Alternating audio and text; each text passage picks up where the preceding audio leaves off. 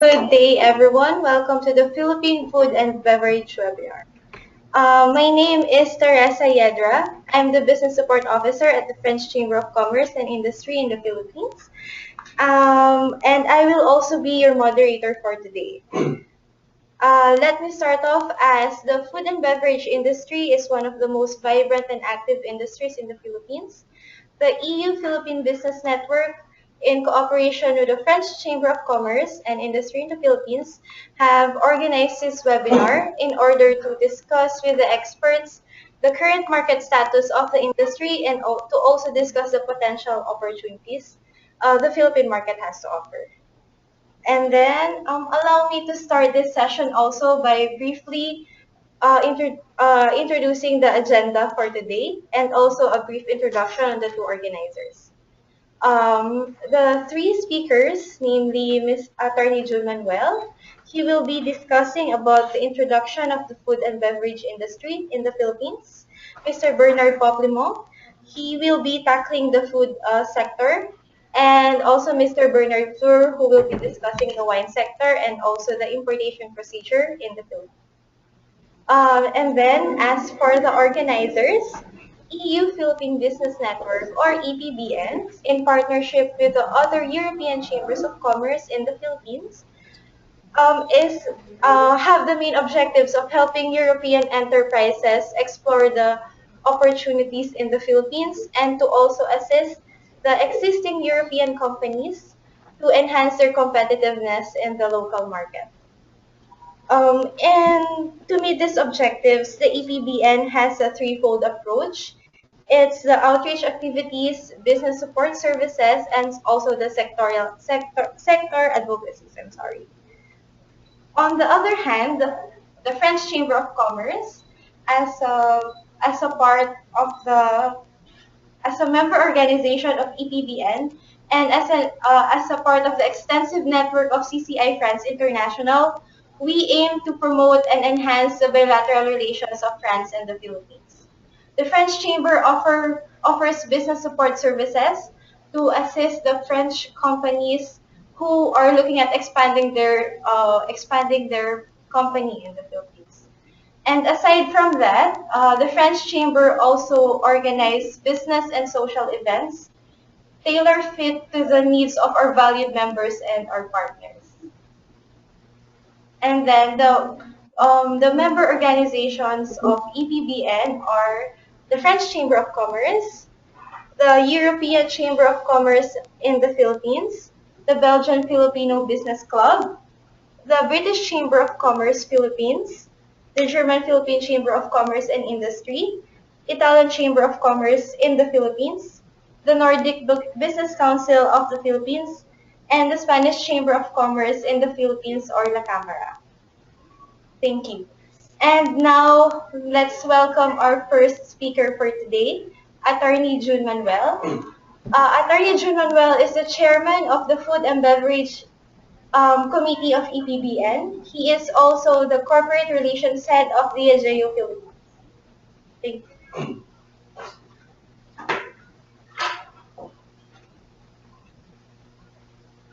Hello. Thank you very much for that introduction. I was tasked to talk about the food and beverage business here in the Philippines. So let me just go through some of the general information that I think you should be aware or you should know if you want to do business in the country relating to this industry. Or maybe if you're starting out or you want to refresh. This is the very good information that you may want to be aware of. Number one, the country's consumer spending is fueled by two major groups. The first one is the overseas Filipino workers and the business process outsourcing in the country. So OFW, that's one thing that we are all aware of. It is a good thing and a bad thing for some of the businesses here in the Philippines, especially for the beverage business, because of the access of our OFW on the many products outside the country. And secondly, they're also very fond of bringing imported products in the Philippines. So if you're an imported or if you're an international company operating here in the Philippines, you should be aware that a lot of Filipinos loved the balikbayan box, the concept of balikbayan box, and bringing in pasalubong. And what is a pasalubong concept? In the Philippines, when they go home, for example, after a 2-year contract, they shop as much as they can and bring it back to the country as a way, of making their family and relatives or friends happy. So just take into consideration the fact that our OFWs have access to a lot of international products outside. Another very interesting fact for me and for all of the businessmen here in the country is the development of the BPO business. So why is it really important and why is it critical? The BPO created a culture among the youth, among the young professionals, and that kind of culture is something difficult to understand, quite new, and has a lot of nuisances that business people are not really aware or should be aware by this time. Example, they have a different time zone, right? So the product that they're always the product needs of these young kids or these young professionals are different from the usual professionals that you see during the day. For us, for example, the alcohol industry, we noticed that drinking session for this young professional starts during the morning after their shift, or it could start at about 3 o'clock in the afternoon or 2 o'clock in the morning. So there are different shifts that they are working on and different accounts that they're working on. You should also take into consideration that the BPOs service a lot of companies, not just from the US or Europe, but also from Australia, from New Zealand, from other advanced countries that are taking into account the cheap or the savings that the company would enjoy if they go to the Philippines and do their business process here in the country instead of their own. Supermarkets and hypermarkets dominate the distribution of packaged food, followed by other grocery retailers and small grocery retailers. So that's the other factor that you should be aware. Supermarkets and hypermarkets. Yes, they're still the one dominating, for example, distribution of products, especially the imported ones.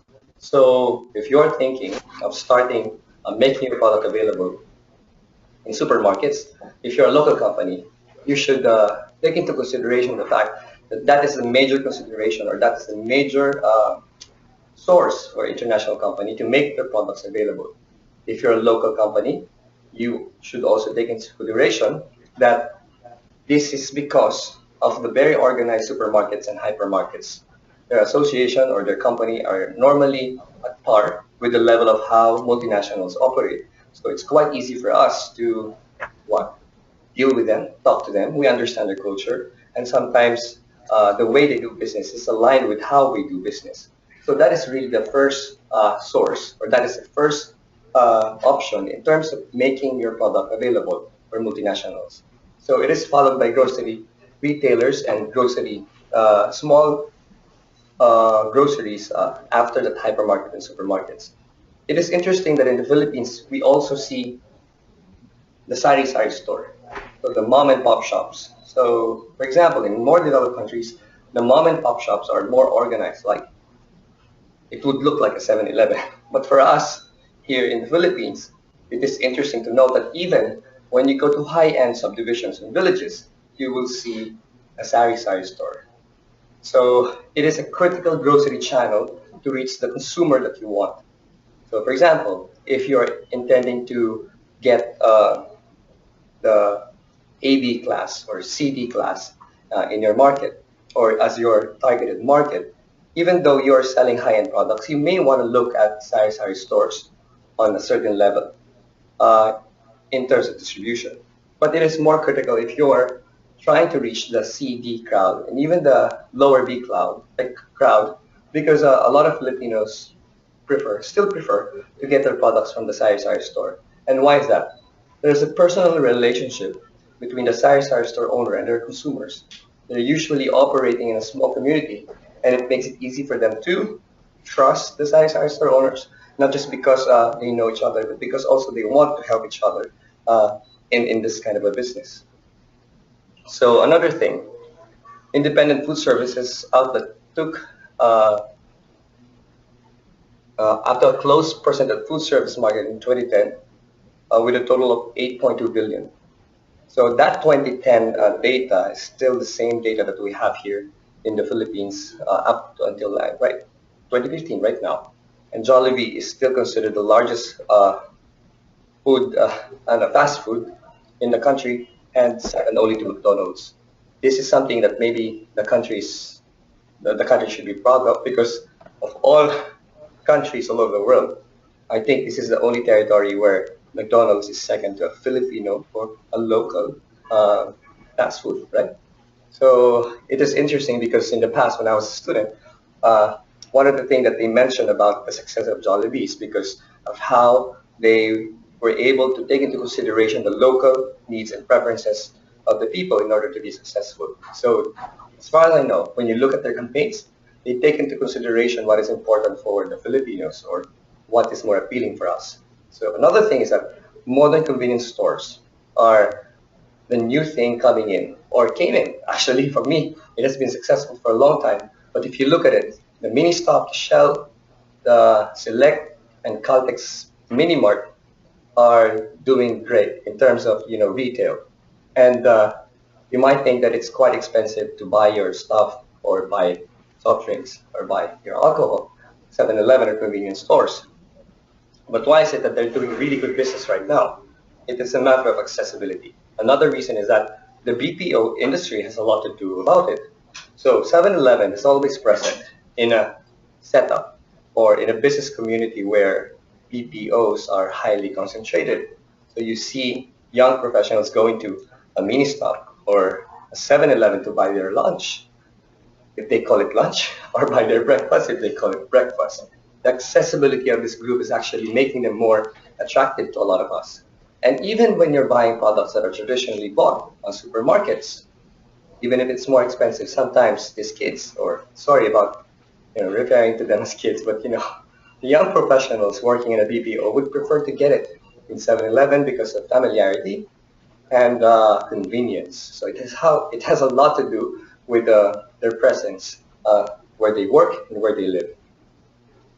So the Philippines, our population here in the country is almost 100 million. I think we've reached that 100 million already. And because of that, it gives us a lot of opportunity in terms of the food and beverage business. So Filipinos set about, no, we eat 5 times a day and we frequently snack. So that's a good, I think, indication, or it's a good encouragement for us to do more business here. And with a number of dual income households, the increasingly growing demand for an easy to prepare food for those young professionals working right now, and I would add up to that the increasing number of the middle, uh, the people with earning capacity and buying capacity, I think the Philippines is a very good place to do business. So what are the growth drivers? Let me just go through this very, very fast. We have dual income households right now. In the past, the women are always relegated to their responsibility to raise the family, and the man or the men in the Philippines are those are the one in charge to work and earn a living for the whole family. But now that concept has already been considered outdated, right? Women are actually more aggressive in terms of pursuing their career, and they're allowed by the society to pursue their own passion. And taking care of the family becomes like a mutual obligation between the husband and wife. And of course, because of that, they can afford to hire nannies or additional help in order to manage their family needs. So that thing is another consideration that you know could make a difference in terms of the offerings that we give to the people.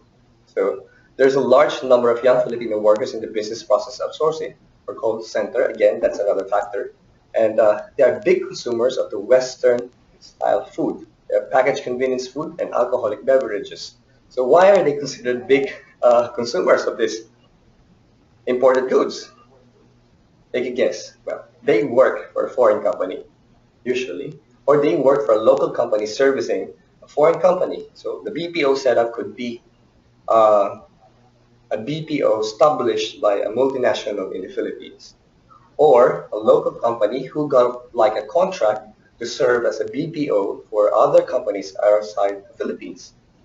Of course, they're exposed to the culture that is endemic to the kind of client that they serve, and they know the product that they are really popular and really of good quality.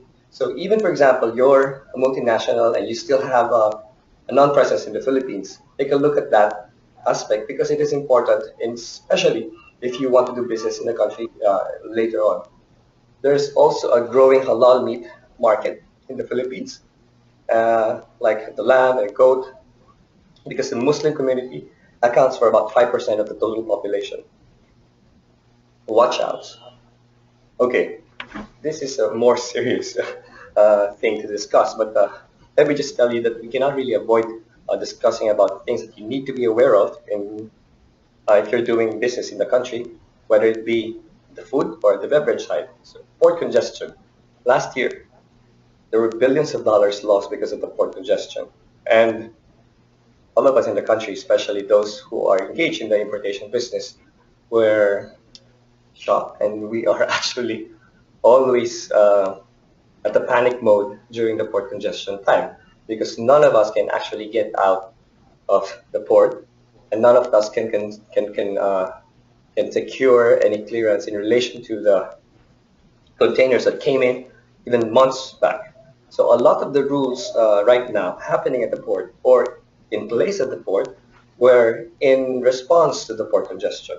So if you're thinking that the port congestion has already been solved, yes, officially it has already been solved. But you have to make sure that you know the rules and regulations that were issued in order to solve that problem. And make sure that you're aware of that and make sure your brokers are aware of that as well. Example, one of the great things that you should be able to uh, discuss with your group or with your business partners is the number of days that you should stay at the port upon arrival or upon berthing your containers. So in the past, you are supposed to be paying demurrage in relation to the stay at the port at a fixed level or at a certain rate, no matter how many days you stay at the port. But right now, you're given about 10 days in order to complete all your requirements. And within that 10-day period, you should be able to get out of the port. Uh, and yeah, you should be able to get a clearance and get out of the port. If you don't get the clearance, you will be, I think, subjected to a higher rate in terms of demurrage. And that demurrage is actually about 10,000 pesos per day. So that's a huge cost if you don't secure your container within that period. Another thing that you should be aware of are the IP protection side here in the Philippines when you're bringing goods to the country. So the IP system is a complicated thing, and it is run by IP lawyers and experts in the country. So what are the things that you should be aware of? Number one, the country recognizes the first to file rule. That means that if you have to protect your product name or trademark in the Philippines, you have to file this registration or application for registration first. So if there's someone in the country that has already registered your mark, you won't be able to register that mark, even if you are a bigger company than them. So make sure, for example, even if you're not yet here in the Philippines, or even if you intend just to do business 5 or 3 years from now, you check the database if there's already a similar name to your trademark and it's registered already in the Philippines. Second, the Philippines is a member of the Madrid Protocol, so that means that you can register your mark even if you're staying in a country and even if you don't have a physical presence rather in the Philippines yet. And how is that? The Madrid Protocol, I think, will have about 90 countries as members, and every country that is a member of the Madrid Protocol is given that option. So say, for example, you live in the US, you don't have to go to the Philippines directly in order to register your mark. You can actually register your mark, yeah, in the Philippines, no, rather in the US, and designate the Philippines as a country where you want to get a registration. FDA registration. Okay, this is another thing quite tricky. Uh, Right now, we have an online system for registration. In the past, it is a manual system for registration. So the online registration is actually a good thing because it makes registration in the FDA more predictable. But you need to take into consideration the fact that it is a new system in the country. It is a new system in the FDA. So there is sort of like an adjustment period to everybody using the system or running that system. Example, if you are registering a high-risk product, I think it's still a combination of the online system and the manual system. But if it is a low-risk product, you can go directly using the online system only. So another issue is a competition law. For the longest time, the Philippines doesn't have an antitrust law or an anti-competition law. But recently, this year, the president signed this competition law, and we're still waiting for the IRR on how it will be implemented. So for importers or businessmen coming here in the country or doing business, even for the locals, this is something that is very critical and you should need to monitor. Third is another thing is excise tax. It is quite complicated, unfortunately, to make computations of the excise tax, even up to now. So just make sure that you're aware of how the excise tax is computed and you hire a good tax lawyer or an accountant to deal with this. There are also local regulations that you need to be aware of. So countries like the Philippines, we are a democratic system, and because of that, the executive department is what the people at the executive department has given. Oh no, sorry. What I mean is that localities like Manila or maybe Nueva Ecija or something like that are given their own right to raise their own funds and levy taxes to the businesses that are operating within their territory. So the taxes that are imposed on a certain municipality or a provincial government may be different from the national, or it is in addition to the national taxes that you're already paying. So let me just talk about uh, more specifics, like Diageo. Diageo is the world's leading premium drinks business with outstanding collection of brands. That's the company that I work for. So we have like offerings in the country like Scotch whiskey, and that is Johnny Walker, of course. And we also have Smirnoff in the country. So Johnny Walker and Smirnoff are the mega brands that our company offer. Johnny Walker is, there's a portfolio of brands, or rather products within the Johnny Walker trademark, and that is a red label, black label, double black. I think you go with gold after that, and then platinum, and then blue label. There are also special editions that they're actually releasing on special occasions, like maybe the commemoration of the coronation of the Queen or something like that. In addition to that, we have Smirnoff, and Smirnoff comes with different variants as well. If it is an RTD, RTD is a ready-to-drink mix like what we have right now in the market, uh, like Smirnoff Mule or something like that. In addition to that, we also have liquors like Baileys and other products that are available in the market. So I work for the corporate relations of the Diageo Philippines, and what we do in the corporate relations are about sustainability and responsibility and the leadership in the alcohol in society. What I can tell you guys right now is that it is important for multinationals to show to the market where they operate that we're not just here to earn a living or to sell products, but we're also here to operate responsibly. And we're here to develop, for example, a culture that is aligned with our COBC, or the Code of Business Conduct, and at the same time to help the community where we operate. For example, the leadership in the alcohol in the society. I cannot overemphasize the fact that Diageo is very concerned, and actually it is a very big agenda for my company to promote responsible drinking culture. And we even have like websites and experts hired in order to help us do this advocacy, not just in the head office, but globally or any territory where we operate. Another thing is the sustainability and responsibility. Well, this is our commitment to the environment as well as to the people that we operate in, to the people where we operate in. Like in the Philippines, we have the partnership uh, with the retailers, and that partnership is actually in relation to LPA and LDA. What is LPA and LDA? The legal drinking age and the legal purchasing age. So that means that, okay, guys, you cannot really buy alcohol unless you're 18 years old, and you cannot consume alcohol unless you're 18 years old. This is a very big project for us because in the Philippines we noticed that we're quite relaxed when it comes to drinking age, and a lot of us actually have started. drinking at a very young age. But what we want the public to know is that you don't actually consume alcohol unless you are of legal drinking age, and you cannot buy alcohol unless you're of legal purchasing age. So you cannot ask your young son or young daughter to go to 7-Eleven or to go to a sari-sari store if he's not 18 years old and buy alcohol for you. That's one thing that you should know. The other thing is Plan W. This is quite special for the ADSA right now because in the Philippines we launched Plan W in order to empower women in the community where they actually operate. So what is important for us is to give women the opportunity to earn more or to have some sort of a voice or to gain a leadership position in the community where they are working or where they live. So we've chosen a partner that is known to the Filipinos, and that's the Sing Philippines that was developed or actually a brainchild of the late national artist Professor Andrea Veneracion, who's also the founder of the Philippine Madrigal Singers. In this project, we aim to teach school teachers in music or women that are passionate with music to be good or great choir conductors.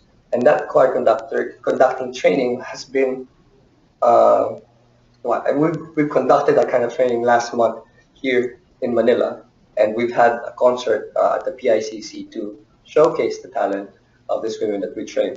We're going through a phase 2 of that training, and that's going to be in the place where these women actually operate. So we're bringing in high-level choir conductors in order to have one-on-one training with our scholars all over the country. Uh, I think that's it. So I hope I'm able to share enough information with you guys, and thank you for listening.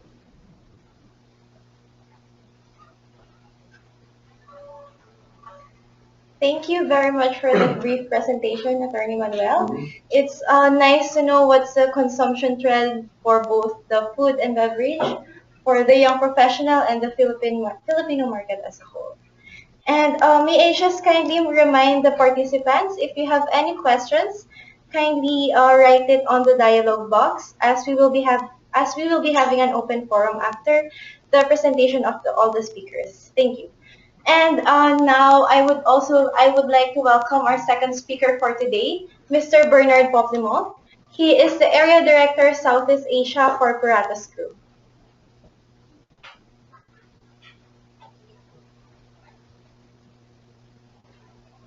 Good afternoon, everyone, and thank you for following this webinar.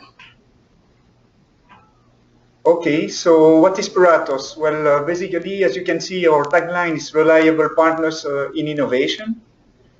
We are a family-owned company with global presence and local production. One of them is here in the Philippines. We deal with quality ingredients for bakery, patisserie, and chocolate businesses. So it's mainly B2B business. We provide also a solution to optimize operation efficiency for our customers. And we have a very specific approach for artisan bakeries, industrial bakeries, retails, food service, and of course, chocolatier. Puratos is a Belgian group, so chocolate is an important part for us as well. So we get ideas which are inspired by your customers and consumers. So we start really from the consumers. We conduct a lot of surveys around the world, and we transfer this consumer needs into a customer solution, and we help our customers to be able to provide exciting products to the consumers.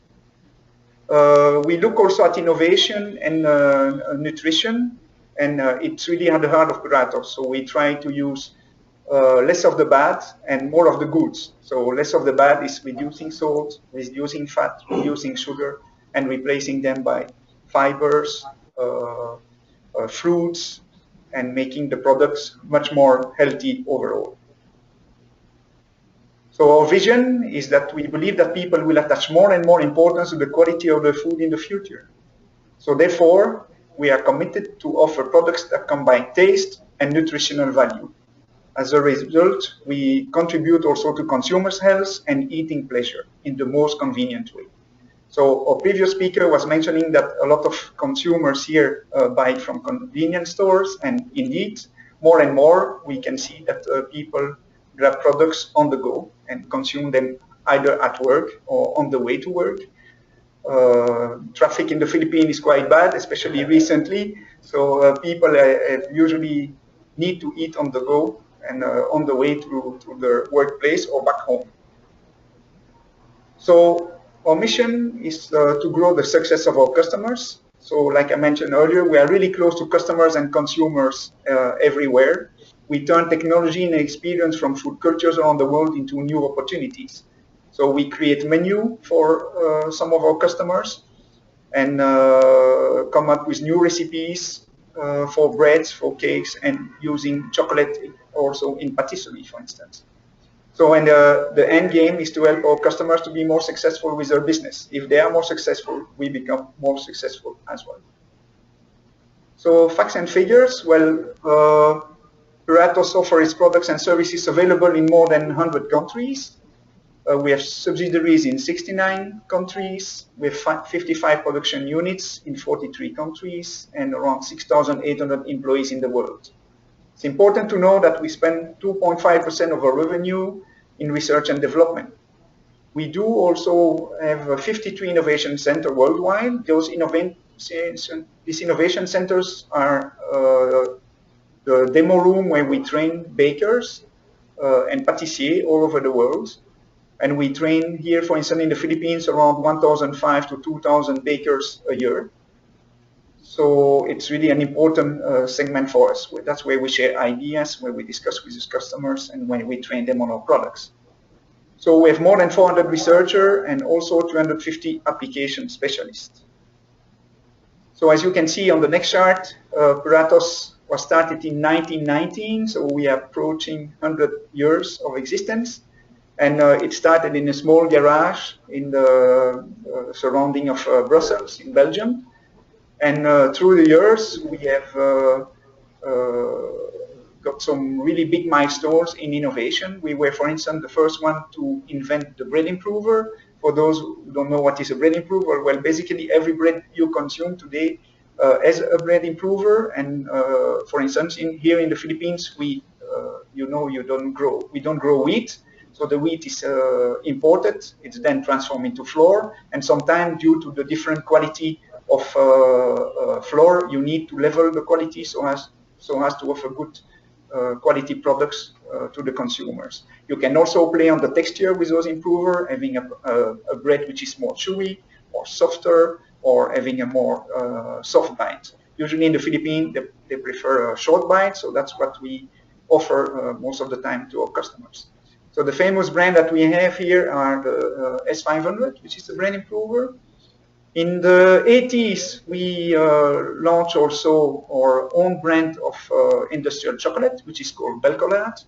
So Belcolate is the only left real Belgian chocolate, industrial Belgian chocolate. All the others have been bought by foreign companies. So we're still very proud of having our own brand of Belgian chocolate. So we import it here in the Philippines, and major establishment like Shangri-La, for instance, is one of our big users. The group went to a major transformation in the 1990s, where we did a joint venture with our Spanish partner.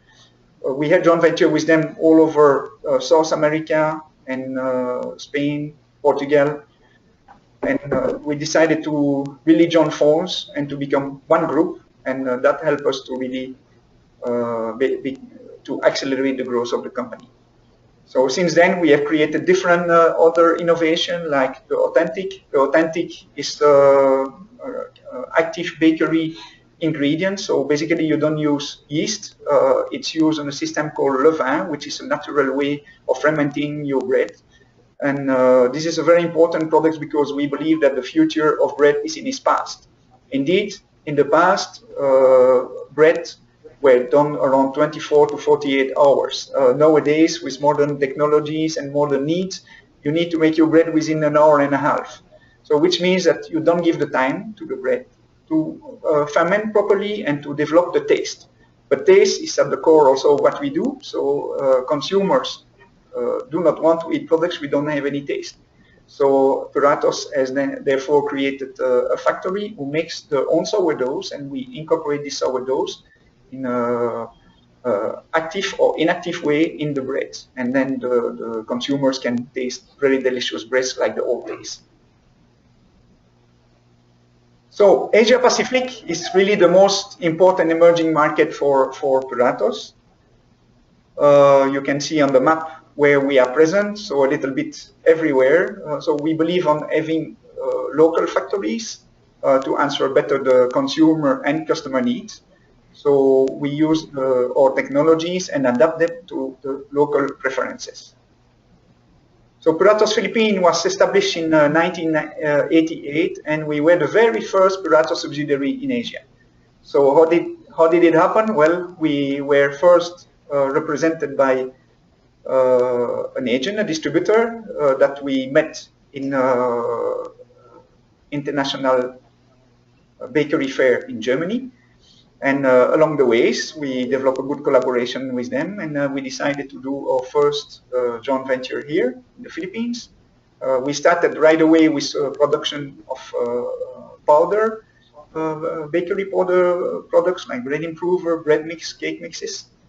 And gradually we bought back the shares of our partners and became a full foreign company. So it's possible to be 100% foreign companies. There is a clear legislation on it. You have to respect some clear regulation and clear desiderata to be able to do so. So we were the first company to introduce the bread improver technology in the country. And we more or less grow in a linear way, changing factories every 5 years to match the need of the market and to feed up our growth. And we are now present in major provinces where we work with dealers and distributors. So we newly inaugurated our facilities last year, where we have a brand new innovation center which can accommodate more than 60 customers. We have new R&D and QC lab, and since then we have also we have upgraded our border line and invested also in a brand new wet plant. Wet plant is the area where we manufacture jams, glazes, and all goodies to use in patisseries. Yeah, we employed 70 employees. All of them are Filipinos. I'm the only foreigners in the company. We have 5 R&D personnel who help us to adapt our international technologies in the local products.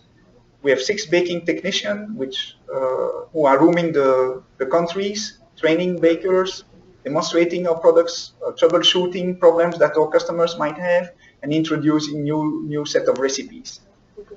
We do also use, of course, key account executive, or most commonly named salesmen, and artisan saturators. So what is an artisan saturator? Well, it's basically an agency who is helping us to map the bakeries in the country, and we provide a set of questions to them to really find out who are those customers, where are they, and how we can help them.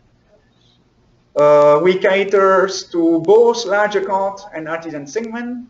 The latest census from the statistics shows that there is 24,000 bakeries in the Philippines. Among those 24,000 bakeries, 60% of them are very small. They consume only half a bag of flour to 2 bags of flour a day, and those ones are usually mostly for pandesal. An anecdote, the pandesal here is produced and sold from 5 o'clock till 9 o'clock in the morning, and after that most of those bakeries close shop. Pandesal is still the biggest bread consumption in the country. It's usually consumed for breakfast with coffee, beside the rice and any other dish that you can find. So it's a very exciting segment. We of course also supply to other large accounts, like big accounts, like industrial bakery, like Gardenia, and so on. One element which is not too well developed yet in the Philippines here for the bakery industry is the retail sector. Indeed, most of the retailers here sell products which are coming from industries like Gardenia or Walter and companies like that. They do not have their own in-store bakeries. Only 2 local supermarkets have the in-store bakery, and majority doesn't have that. Compared to Southeast Asia or the rest of Southeast Asia, this is a big difference in the market. So, like I mentioned earlier, we have a nationwide presence with over 50 dealers and distributors, and we have around 100 products in the market. So, if you look at positioning the Philippines in the rest of Asia and more specifically Southeast Asia, you can see that the GDP at purchasing power parity for the Philippines is still very low compared to our neighbors here. So that's, of course, an element which is a little bit slowing down the growth of the industry and the growth of the Philippines overall. But for the past 5 to 6 years, thanks to the good work of the previous administration and this administration, we see that the economic growth is accelerating, and we see more and more people being able to afford higher value products.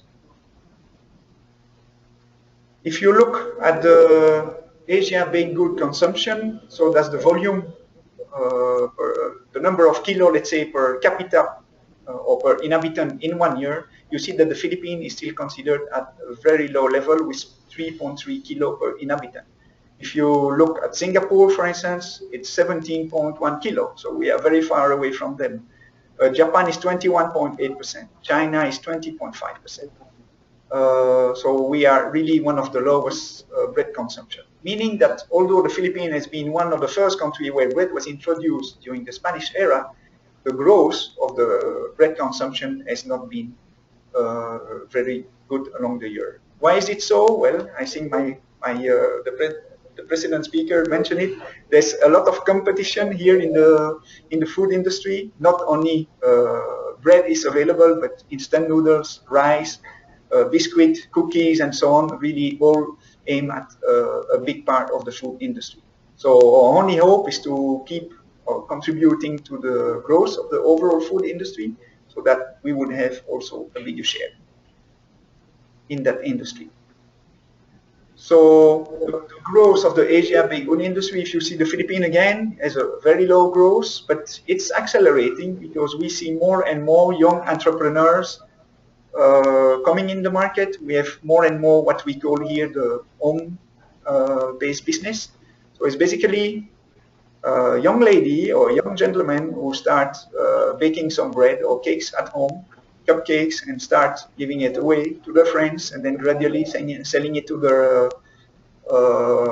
their neighbors. And in this way, they are still in what we call well, I don't like to use the black market, but it's not the recognized official market. But gradually, when the business grows, they start registering themselves as single proprietorship, and then along the way, they keep growing and incorporate themselves and become bigger and bigger. So that's the way how the business here works. So it's very important to grab those customers at a very early stage, even if it's at the home baking stage. So we work a lot with what we call ingredient shops who sell those ingredients to those people, and we conduct a lot of seminars also for them to train them on making bread, cakes, and using chocolate in patisserie. So these people are not fully recognized in the statistics, but they definitely are becoming a big part. One particularity also in the Philippines is that especially on the artisan sector is changing quite a lot. So you see more and more artisan baker becoming food service provider, meaning that beside their bakery, they also have a sitting area where people can order other type of food, but always accompanied with a bread or a piece of cake. So some examples are, if you know some of them, are the French baker, for instance, is very well known. And you can see also that some of the foreign brands which are coming to franchises here are adopting the same concept, like Paul Bakery.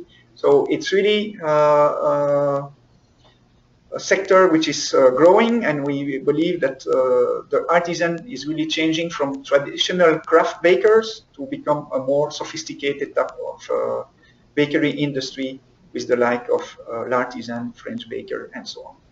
By the way, two of those big industrial bakeries today, which are Red Ribbon and also Goldilocks, were also mom and pop business in the past, and they also started from a home kitchen. And if you see how big they are now, I think this is really a very good example for most of the entrepreneurs. So what should we do to get more entrepreneurs? Well, I think that the government needs to pay more attention to facilitating establishment of smaller business, making it easier for everybody. Once it's established also that there is not too much bureaucracy and red tape, not too much documents to fill in and so on, because as you know, a small business don't have always the capability or the manpower to do all those forms that are required by the different organizations. So our hope is that the government will not only look at the BPOs and OFWs, but also simplify the way to do business here in the Philippines so that we could have a more vibrant local industry. So if you look at Southeast Asia, this is the contribution that each subsidiary that we have in the region has to Southeast Asia. So we have factories in Indonesia, Vietnam, Thailand, Malaysia, and the Philippines. So you see that although the Philippines was the first one to be installed here or established here in the Philippines, we are number 4 in the list. So meaning that all the other countries are growing a lot faster.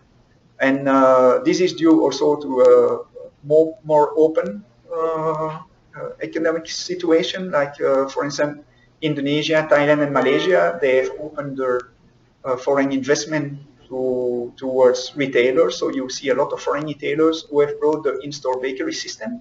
And it's not only competing with the locals, but it helps also the locals to learn from them, to adopt the best international practice and use their local know-how to grow the business at a much faster pace. In Indonesia, for instance, the number 1 retailer now is Indonesian retailer. They are beating up all the foreign ones because of this good blend of using the best international practice that they learn from the other supermarkets or retailers and use the local consumer preferences. So this is a little bit of in a nutshell what we do here in the Philippines. So you can see also on the map on the Philippines that it's not an easy country. It has 7,000 islands, so distribution is really definitely a key element and a key roadblock sometimes for growth. So you have to study that very carefully, make sure that you can provide your customers with goods in a rather fast way. For instance, to send shipments from Manila to Davao, it takes 2 weeks. We have a policy to deliver a customer from anywhere in the Philippines within 48 hours. So we have to take that into account. So working backward from the 48 hours to make sure that the goods arrive already in our distributor ahead of time so that there is no out of stock and that the customer doesn't have to wait 2 weeks. So that's really one of the major problems we face today is distribution through all the country. So that's it for me. Thank you very much. I look forward to your question later on and enjoy the rest of the webinar. Thank you.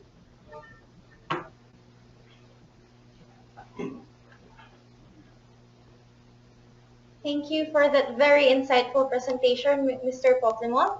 Thank you for discussing with us and the participants how Puratos grew internationally and how you penetrated the Philippine market. It's very insightful. Thank you.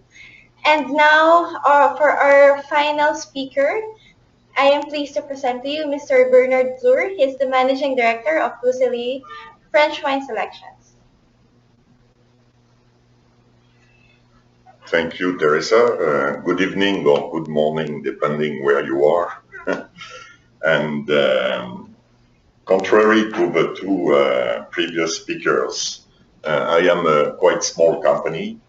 I created this company 12 years ago in 2003, and Le Cellier is dealing in the import of French wine exclusively in the Philippines and distribution also. I am a corporation.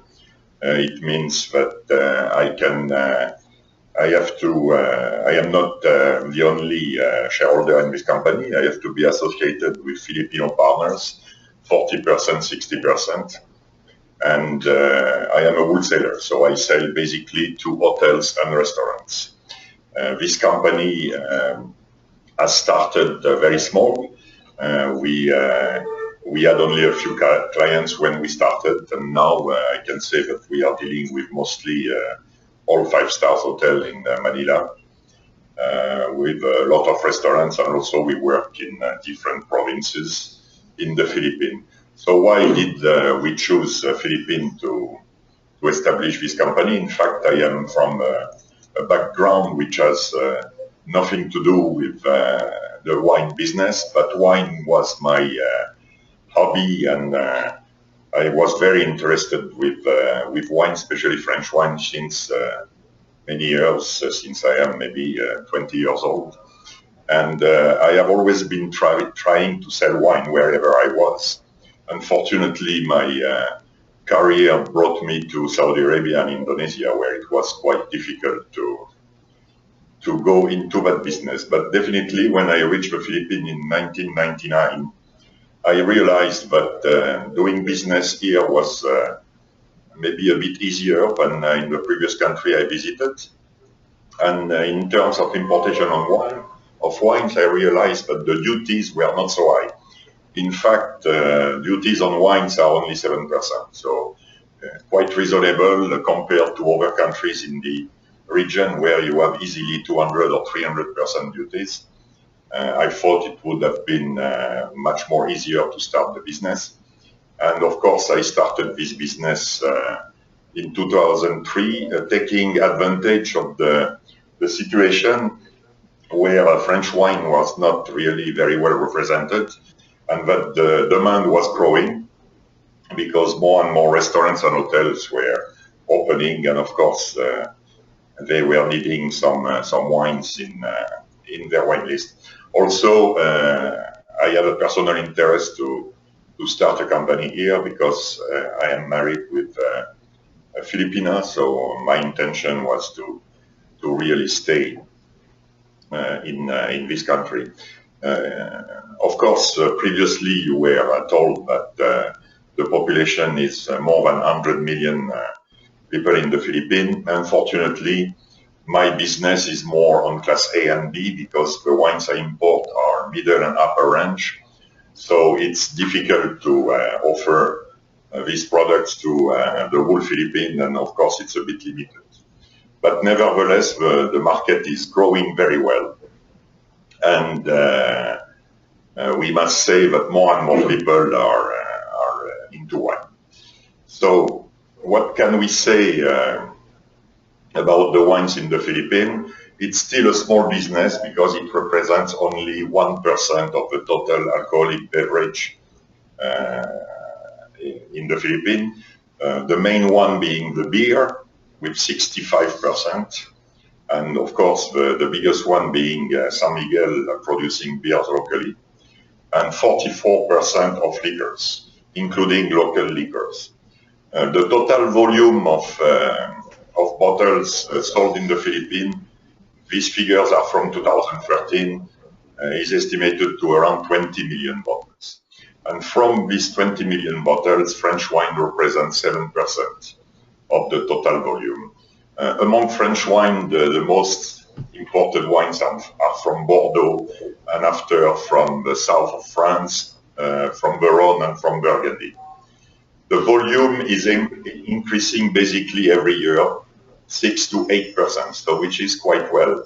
Of course, many more importers have come in the market since I started this company. But I must say something, working in the Philippines is quite nice, because once you have secured clients, if you work very well with them, they will not leave you, and they will keep working with you. So treat your client in a good way, and you can be sure that you can go very far with them. What do I do to sell my wine? So, of course, I have to. French wine is not easy to sell anywhere you are, of course. Here they are mostly under the pressure of Australian or New Zealand wines, or what we call the New World wine. So to sell French wine, you have, of course, to train people, to let them know what is French wine. And I organize a lot of events. I organize a lot of wine dinners. I organize French wine lessons where I teach my students about French wine, how to prepare wine with food, and etc. I also ask French wine makers to come here, and of course we organize big events. So what should I say about the Philippine market in conclusion is that it's still a small market, but a lot of people now start to understand about wine, and especially in the class A, B, and C. What is Le Cellier trying to do in the Philippines? Of course, we are still very small. We don't compete with the very big player, but we are in a niche market, and we are trying to represent French wines as much as we can. So we represent 7 regions, main regions of France, with approximately 200 references.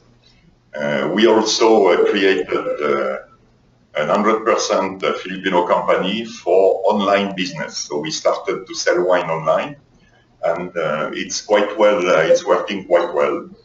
A lot of local buyers are contacting us.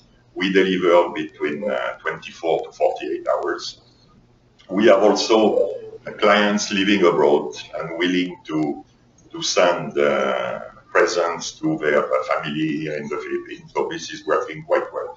We installed the payment online, so it facilitates the situation. As far as importations are concerned, I think it has been tackled before. The most important thing is to register a product in the food and drugs department. And this is a very, I should not say complicated, but quite challenging work because it requires a lot of documents and a lot of submissions. So this is the starting point before you can import the wine. You need a license, of course, when you deal with alcohol. And of course, you need all your products to be registered in FDA before you can import. If you don't do that, you may have quite a lot of problem in the custom where your shipment will be arriving in the Philippines. As a conclusion, Le Cellier is a reliable wine partner in the Philippines because we work mainly with a lot of five-star hotels. We work in different provinces like Boracay, like Cebu, like Palawan, Davao, and we have a good background. We propose a good selection from reliable and still quite cheap wines to Grand Cru and quite expensive wines, so we can touch a lot of clientele. And we organize, of course, wine seminars, we organize events. And for suppliers or people who want to come here to sell their product, we could be a good help to help you, for example, to develop in the country. So thank you very much. I am a bit quick, but if you have more questions, I would be very happy to answer. Thank you.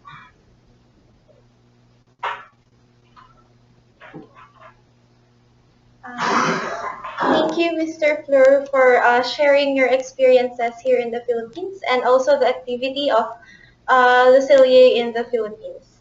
And also, on behalf of the organizers, I would just like to extend our gratitude again to each of the speakers. Thank you for your time and for presenting to the participants the food and beverage industry in the Philippines. And I would just like to add, SIAL, the Southeast Asian Food Marketplace, ASEAN, will be happening next year. It will be on the 15th of June to the 17th of June 2016. We will be emailing you, the participants, for any updates on a possible European available. Thank you.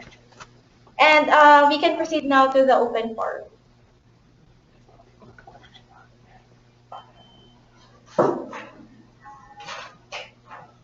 Okay, there's a question here about, oh, this is a question from Alberto Espinosa. What are the best opportunities or imports for agriculture commodities like soy, corn, barley, wheat, etc.? All right, Alberto, I think you know that in the Philippines, the major industry in the past has been the agricultural industry. We've known in the past to be an agricultural country, and a lot of the things happening here are focused on the agriculture. It was, I think, in the 90s that the country re rethought about its future in terms of development, and we started to industrialize. Even with that, even if we're looking at industrializing everything that we have here, agriculture is always to be a major industry in the Philippines. And unlike Japan or unlike other countries where there are very strong rules on imports related to agriculture, we don't have that kind of a protectionist scheme in the Philippines. Okay, we have, but not as strict as those things that are, being done in Japan. So when it comes to agricultural products, it is an open market. You can actually bring in as much as you want, and there are very, very few regulations that will bar you from bringing in those products. In relation to, I guess, soy, corn, barley, and wheat, and etc. The other thing that you should take into consideration is that we are a rice-consuming country. So the rice is actually a center for a lot of things for Filipinos, and it's actually part of our culture. It's endemic to our culture. But again, I'd like to go back to what I said earlier, that the BPO industry has been growing really fast in the Philippines. And in fact, I think we're the number one BPO industry when it comes to voice, and overall number two in India. That makes us exposed to a lot of things happening outside the Philippines. So in terms of agriculture, rice is what we're familiar. But other than that, we're not too familiar about barley, about wheat or other products similar to that. So I think because the young ones or the young professionals are exposed to what they see on TV, especially in Hollywood and other pop culture, what do these superstars or what do their idols consume are actually something that we're very interested on. So if you can see, for example, even ready-to-go food, even 7-Eleven will carry something that you can actually microwave and bring into your office or even at home and or even in your car and consume it while you're traveling. So those considerations are the things that you need to look at if you're looking at the agricultural products.